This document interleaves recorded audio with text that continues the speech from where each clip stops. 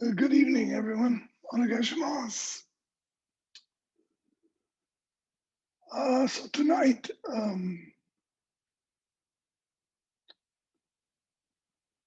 we're going to discuss Koichitoi Sensei's saying, people suffer because they depend on what is unnecessary. Yeah, you know that. Sayaka, would you read that in Japanese, please?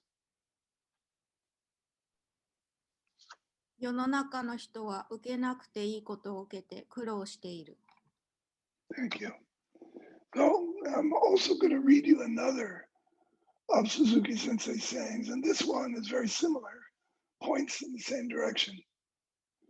And this one is the saying that he wrote, that he printed in calligraphy on the ceramic plate that he presented everyone who had been a member of Shinshin Tobutsu Aikido for 50 years or more. How about reading that in Japanese first, please, Sayaka?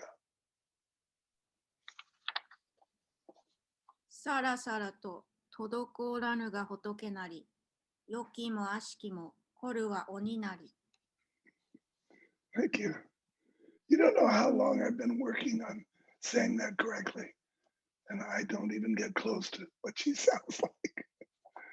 Okay, in English, it says, let your ki flow like a river and never let it stop.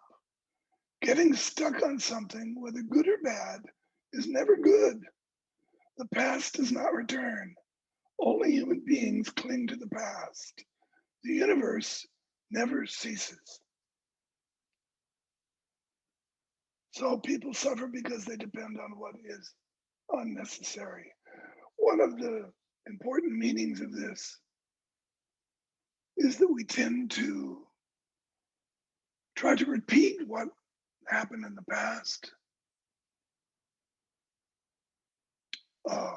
clinging to it, trying to bring it back into our memory over and over again. Even if it's a bad thing, we tend to cling to it and let it torture us again and again instead of letting it go. And by the same token, we want to control what's going to happen in the future to us. So on the other side, we think about all the time, what are the good things that might happen in the future, and what are the bad things that might happen to us in the future? And we worry about those.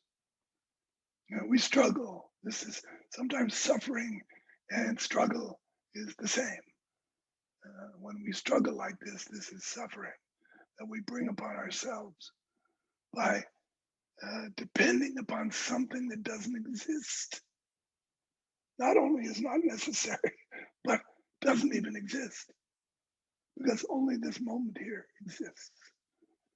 The past, we want to leave it where it was.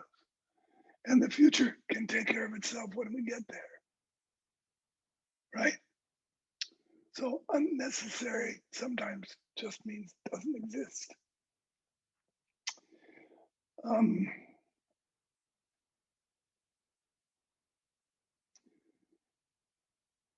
Of course, everything we're doing is to bring us some kind of peace of mind or happiness, we call it happiness. We do all this because we're deluded into thinking that the past, clinging to the past is somehow going to bring us happiness, or trying to control the future and imagining it constantly will also bring us some kind of peace of mind, some kind of happiness. Of course, it never happens, no matter how often we do it. So it's not just unwise to do that, but it makes us mentally unstable. So this is crazy that we do this to ourselves, right?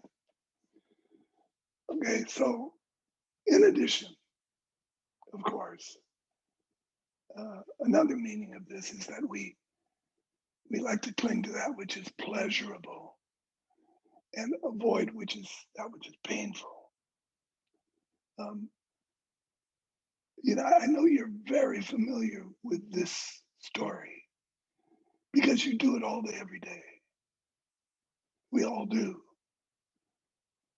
But that means it's worthy of repeating it again and again and again until we begin to understand the fruitlessness, the suffering, unnecessary suffering we cause ourselves by depending on something that will not bring us peace of mind or calmness or happiness, right? So it comes back down to um, paying attention again, doesn't it? Here we are at the difference between false awareness and true awareness. Let's do some key breathing,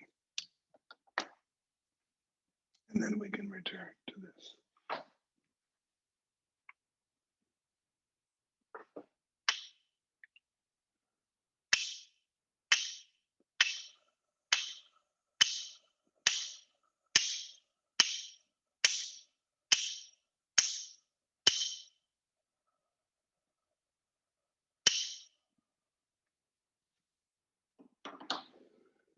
Okay.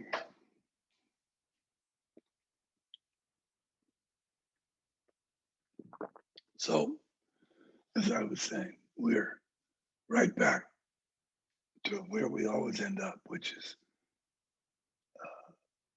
practicing true awareness. So, we have to be very careful about how we treat ourselves, how we treat our thoughts, how we treat uh, our habits, our conditioning, because it's us, and we can't do anything radical to get rid of it. And if you end up berating yourself, saying this is wrong, wrong, wrong to think of the past and be tied to the future, then of course you're going to drive yourself mad. So that's equally as destructive. All right. So how we treat it is very important. That's why I said we're right back to paying attention or noticing. It's not that the goal is to sit in meditation or to sit in to rest in the one point and never have a thought arise. You do realize that all thoughts are of the past and the future. That's what thoughts are, right? So if you imagine no past and no future bothering you in the present, that means you have no thoughts. Have you ever had no thoughts? No. You're going to be plagued by thoughts like that for the rest of your life, no matter what. Now, of course, how we treat those thoughts is everything. So instead of trying to push them away or call them bad or criticize ourselves self for thinking at all, we allow whatever happens to happen. And we just rest in awareness and notice it. It's like uh, I've said this before, and I think other teachers have said it many times. Thoughts are like clouds in the sky, they just float along. Sometimes it's a big friggin' storm and it's raining on you, even. Okay. But that doesn't bother the sky. The sky is not offended. The sky doesn't worry because it knows change happens. Yeah. Do you notice how, isn't it interesting how when we have something in the present that we love, we're against change. We want to keep it that way. And when we have something in the present that we don't love, that we hate, or that we're frightened of, we want change to come along right away. Suddenly we're the greatest fans of change. But change continues no matter what. So no matter what kind of cloud formation happens, no matter what kind of thinking structure arises in our mind, it's constantly flowing, it's constantly changing. And our mind itself is like the clear sky. Stuff comes up in it. We call them thoughts. They have to do with the past and the future, right? Stuff arises. But the mind itself is empty of characteristics. It has no characteristics of its own. It's like a clear sky, an empty sky. And whatever arises doesn't bother it in the least. Of course, for us to experience this, we have to be very calm and treat everything with equanimity, equally. Nothing more special than anything else, nothing worse than anything else. Everything is just something arising, just something arising in mind. And in order to have that kind of calmness and clarity, we have to have great attention. Because with no attention, there is no calmness. Calmness is a byproduct of being in attention.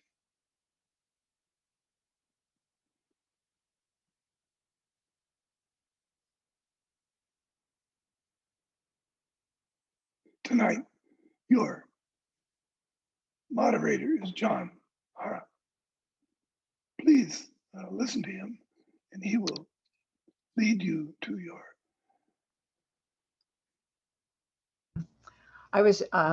Thank you. I'm representing everybody. Good evening, Sensei. Group one was Venture, Sensei, Kayomi, Roy Sensei, Lucky, a friend, and myself.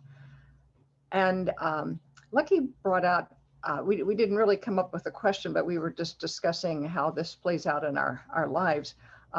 Lucky talked about how he would get upset with his siblings for doing things, and he realized that he could act better, but still he was hanging on to something and letting that bother him. And then Roy gave us this wonderful example of driving to trying to get to Safeway on a Friday afternoon when they have their special, and getting to a certain intersection and realizing that the traffic lights had gone out and traffic was going very slowly. And he was at first upset a little, then he decided that he could just make a U-turn and go home. And he said, reported that when he got home, he was happy, and he didn't have to have whatever the special was. So he was able to let that go just by in that thinking in that one point. He could either be upset and stay in traffic and fret over it, or he could make the U-turn and go home and let it go. And Kayomi also had a really beautiful example. When she was dealing with depression, and she had a meeting with Nalawai Sensei, who first of all told her that he was going to sit at the dojo until she came, and if that was all afternoon, he would still be there when she finally got there. So she went to see him, and he told her that she was doing the equivalent of holding a hot coal in her hand, and she had the choice of letting it go. And so that the suffering was from holding that hot coal, and when she could let it go, then the suffering went away. And Fincher was kind of playing ask questions, but he noted and that we tend to get into this more often when we are by ourselves than when we are with other people. I don't know. I guess maybe I'm wondering if it's because we tend not to be as present when we are by ourselves. We're more unshackled by other people's opinions, or we just want to look good when we are with other people, and so we don't get as upset about things as we might when we're by ourselves. We're nicer to ourselves when we're with other people. Well, that's a good question, actually. Why is that we are so much more inclined toward daydreaming, for instance, worrying over something or being upset when we're by ourselves? I think it's a little bit of everything, probably a little bit of everything you said. but primarily it's attention, isn't it? When we're with other people, we're forced to pay attention. Now, maybe we might not be in a deep state of resting attention, but we're outside of ourselves, at least to the degree that people are speaking to us and asking us to do things. And even when we're in traffic, we have some sense of having to pay attention so we don't get in a wreck or harm someone. Whereas when we're all by ourselves, we tend to, this is just a habit that we have of just melting into our fantasies. Some of us have things that we are constantly addicted to, like something that happened to you a long time ago or me that we just can't let go of, or some dream that we think of as a goal, and if we keep concentrating on it and wishing for it to happen, then maybe it will come true. And whenever we have a moment, we tend to fall into that dreamland, that imagining, instead of being in attention. So that's why, to me, meditation is so important, because we're always doing that alone. Even when we're in a group, we're alone in our mind. So we're spending that time learning to pay attention or resting in deep attention. Completely throws off that sort of self-oriented or selfish habit of daydreaming, wishing, hating, loving, wondering, struggling, suffering. All of that is put aside when we just notice what's going on a very deep level. And of course, the better we get at that when we're alone, then we can be really useful when we're with other people, serving them. I love your story about Malawai Sensei and the hot coal. It isn't amazing that we hang on to these things that are hard, they're driving us crazy, but we just can't let them go. Okay, next group, please. Thank you, Sensei.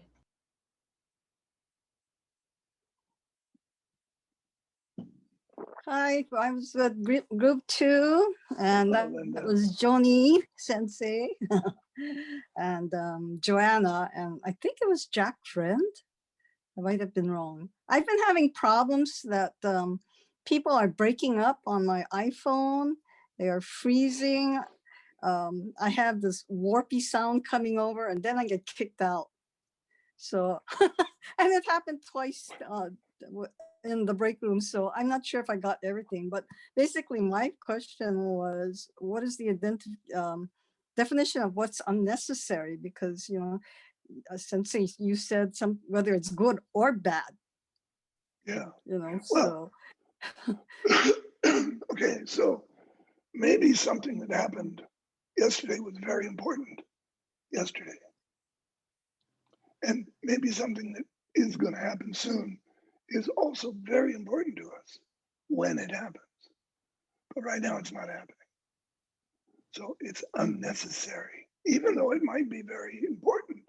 So unnecessary doesn't mean that it's not an important thing. It's just that it's unnecessary at this moment. And the other part of this is that we just tend to think that things that make us comfortable are good and necessary, and things that make us uncomfortable are bad and unnecessary. But we're often have that reversed, don't we? Often the thing that makes us feel most comfortable is actually not very useful to us. It might even be leading us astray in some way from something that we really need to pay attention to. And when something makes us uncomfortable, it may be making us uncomfortable because it's calling for our attention, calling for some attention that we don't want to give it because it makes us uncomfortable. So even though we want to get rid of that, that's the thing we should be embracing and paying attention to, and vice versa. So I think necessary, unnecessary, well, we don't know what's necessary until we address it, right?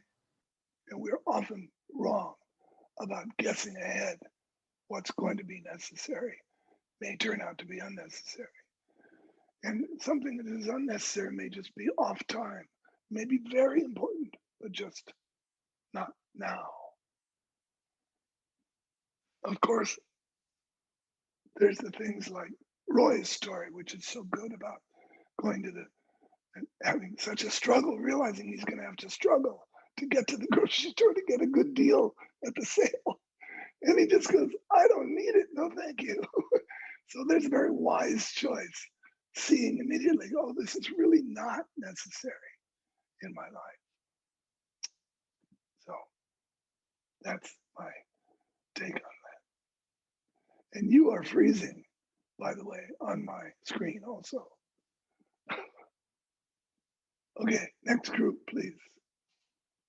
Linda is frozen. Hello, Sensei. Good evening. Hello, Carlos. Hello, everyone.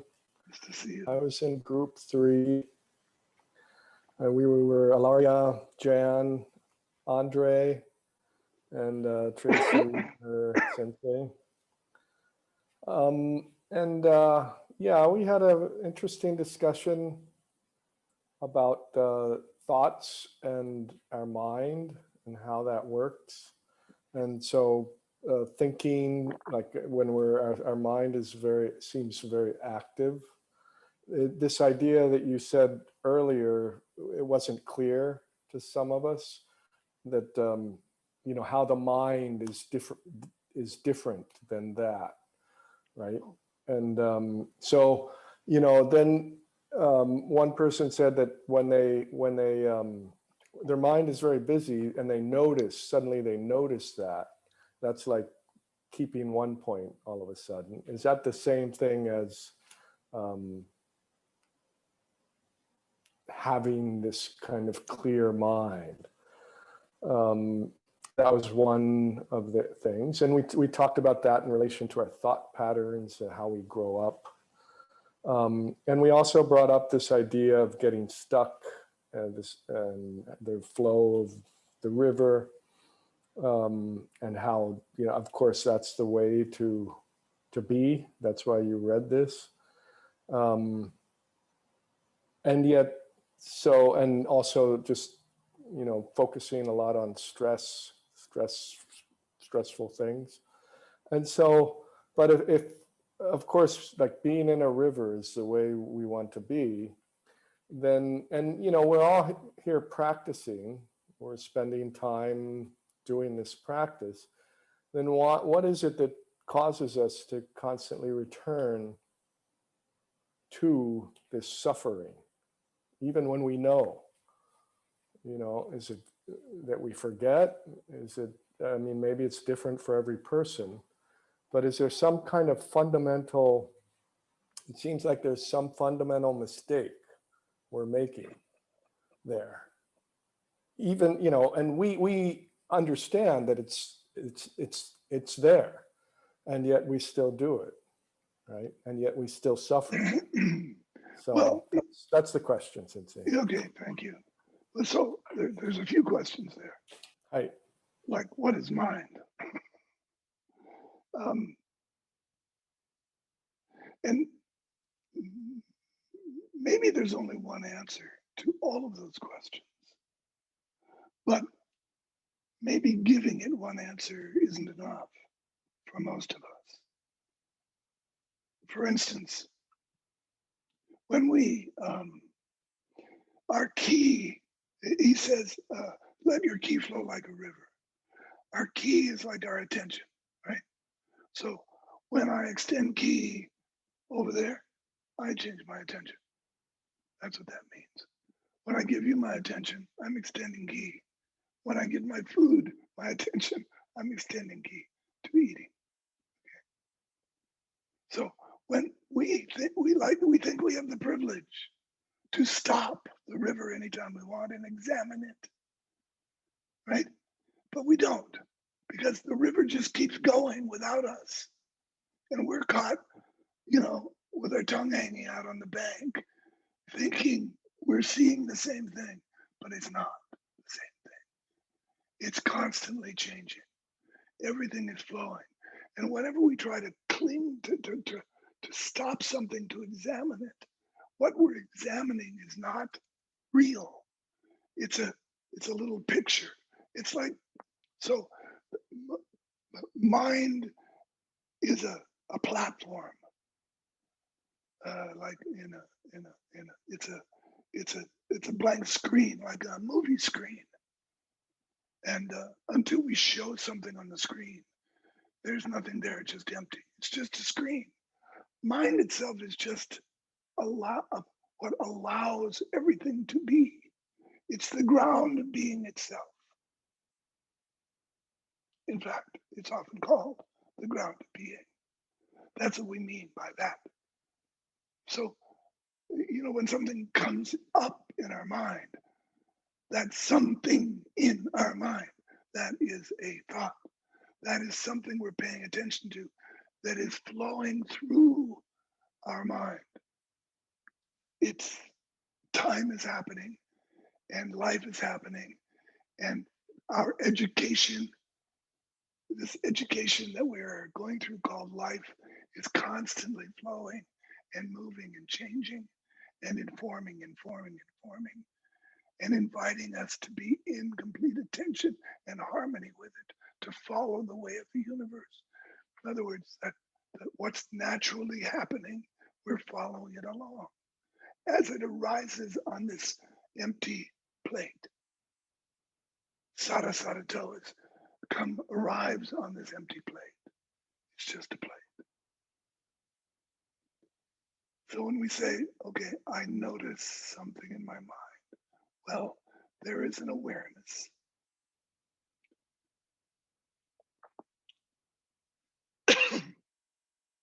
It's like this extremely sensitive table. And when a fly lands, we know instantly if we're this sensitive table. If we think we are all these thoughts and all this stuff, and we're caught up in all that, then we become very dull and we don't notice what's landing on the ground of being. We don't know what is arising. We miss 99% of our life because we're stuck trying to cling to different aspects. And we're confused by that. Oh, so only the one other thing I wanted to say is, or mention, is that we all have clear, empty mind. Everybody. That's the nature of mind. Yours, mine, everybody's. But we don't all know that we have a clear, empty mind. Usually we just think we are the thoughts. And so we don't experience the ground itself. We don't experience the basis of life itself as it's erupting, arising, coming forth, creatively developing as,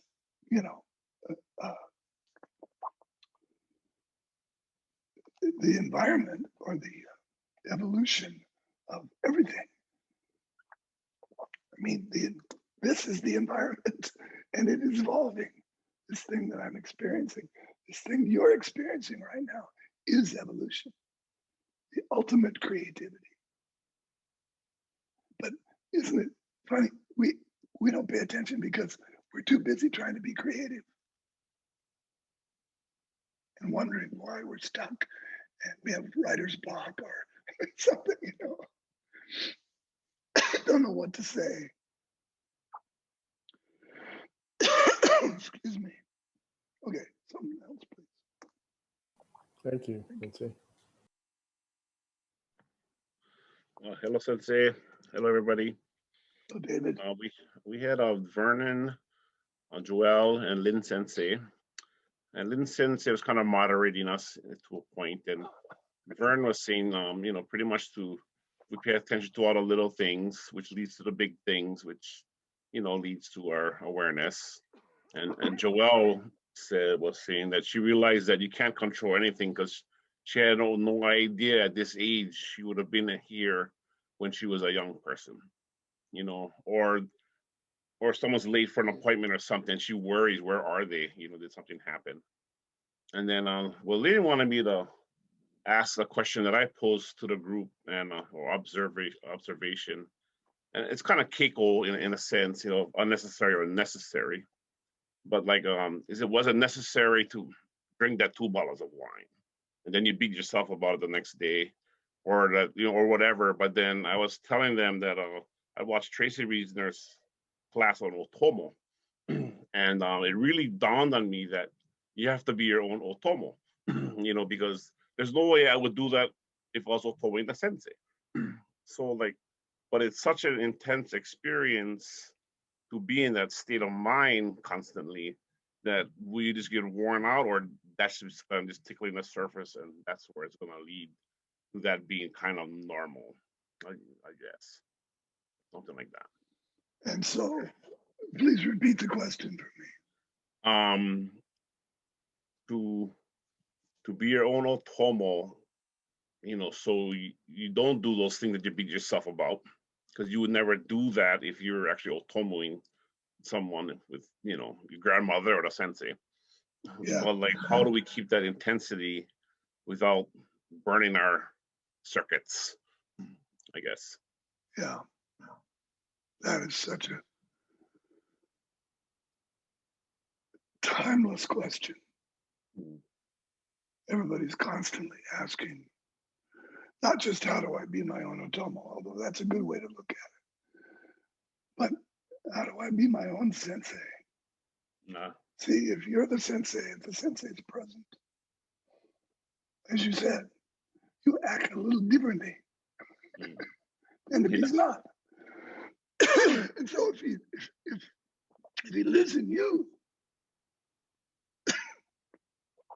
then everything you do is affected by that. Right, sensei. I don't have an answer for you. It has to become overwhelmingly important. Right. You know, there's things the church does to scare you into doing it. Like, or my son says to his grandson, if you're not a good boy, the police will come and get you. Or if you're not a good boy, Santa will not give you presents. And he's terrified of not getting stuff from Santa, and he's scared of the police coming and getting it. So it works. He's a good boy for a moment. So our parents, you know, have the little twitch that they whack us with when we're growing up. And we tend to whack ourselves. But instead, it has to be positively motivating when we see the insanity of carrying a hot coal around in our hand. That's when we change. That's when we go, oh, I don't need that. Right, sensei. Thank you. Okay, thank you. All right, next group.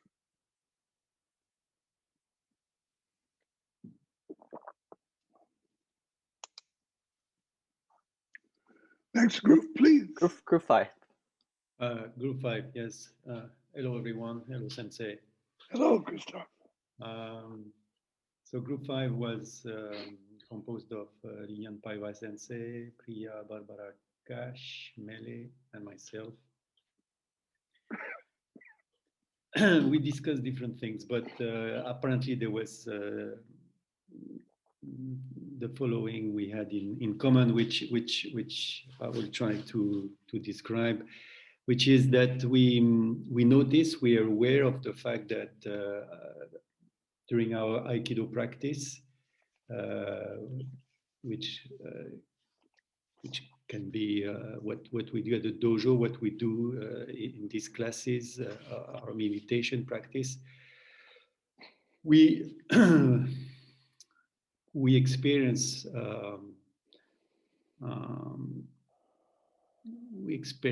the beauty of becoming calm and paying attention and being connected with what is happening. So this is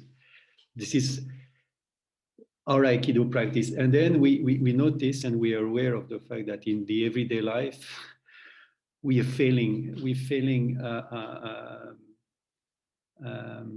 meeting the same standards, if you want, but that's not a proper way to put that. We're failing things we understand, but we are not able to connect with people. We're not able to remain calm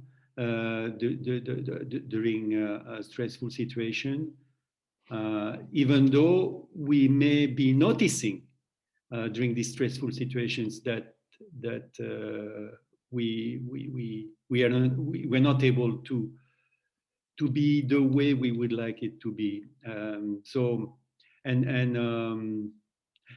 if I take my case, but people spoke of other everyday life circumstances, I can share that.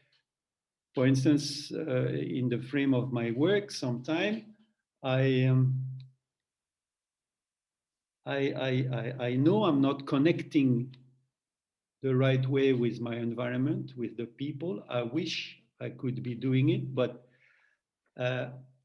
I don't manage, and that is a problem for me because I'm looking for the solution, and somehow, and I think I wrote it down. You mentioned we think we have the possibility to stop the river. Yeah, maybe this is one of the key. Sometimes I wish, in the frame of my work, I wish I could stop the river. I could say to people, look. We could be doing these things differently. We could have a different way of interacting with each other. But no, the river is flowing, and I have my little organization, mental organization, and it's not matching. And then somehow I build a frustration, and I'm not happy. So I notice, but still, I develop some sort of suffering. Of course, I can manage eventually, it disappears, etc. But it is there. So the question is, yes, we notice there are a number of things we understand, but then we also notice that we fail and we're not up to what we would like to reach. And I'm not sure if there is a question. It's just an observation. Yeah, thank you very much. I think this is pretty common. Everybody understands. Yes, very common. That was an observation, very common, and because we're all spectacular. Yeah, because we're all expecting a certain outcome. And if that outcome does not take place, we fail. In your case, if you notice that you're suffering, that you're upset, even noticing it is not enough. No, not enough. You're still upset. Then you feel like you failed because you have an expectation or a desire to remain calm in the most difficult situations. Yeah. So don't we all? Because we're under a lot of pressure. We're Aikido teachers. I'll tell you, it just takes practice, man. I saw one time we were at headquarters way back in the day. It was the grand opening ceremony of the Kinosato headquarters. And Toi Sensei was there, and we were all filling the room, and Mrs. Toei came in, and she was pissed. she was screaming at the top of her lungs at Toy Sensei. We were all like, oh, you know, because she's not supposed to do this. And Toy Sensei looks at her and scowls, and I think, oh my God. And then he goes, yes, I agree completely. Very good. That will be taken care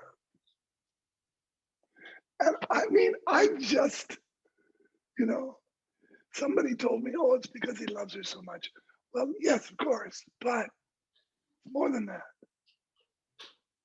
You know, it arose in him. And he noticed it because he's in awareness. That's all he's practiced for years and years and years, just being in awareness. And as soon as he really saw it, he knew it had to be done. And it changed his whole emotional state, even. Very powerful.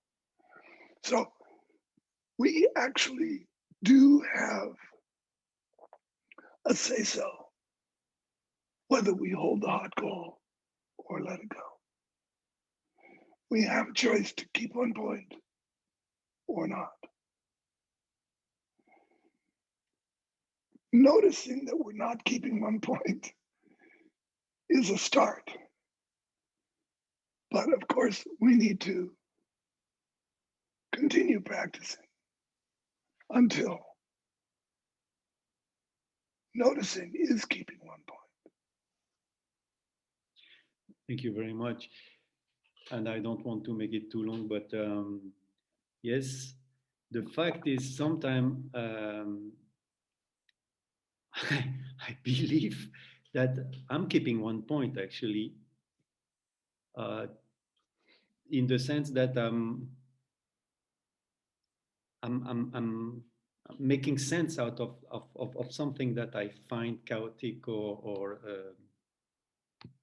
so I'm keeping one point because I'm still there, and I'm still going ahead. So in a way, I'm keeping one point, but nevertheless, I build up emotions and. Well, this is a like relative thing, Christoph. Mm-hmm. It's relative. Mm-hmm. It's something it's not static, right? It's in the river. It's changing. It's developing all the time. It's not that either black and white, like, okay, you're not keeping one point because you're upset. Actually, you have a lot of training. And you're probably much more present in the middle of this than anyone else in the room. But yeah, you still have some emotion that's and still yes. inhibiting you in a little bit of a way. That will gradually change. Okay, that's all. Thank you. All right, is there another group? That's all, Sensei.